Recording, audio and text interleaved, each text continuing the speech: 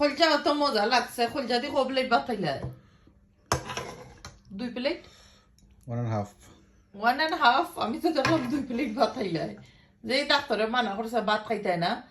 ভাত বইলা ও তাকি ভাত যে মজা লাগে না নি খলজা বোনা আজকে যে মজা কইরা খলজা বোনা দেখো কত কালারটা লোক ওয়াও ইয়ামি সেনি yummy Looking like a wow. Just wow. কত মজা লাগছে নি খলজা বোনা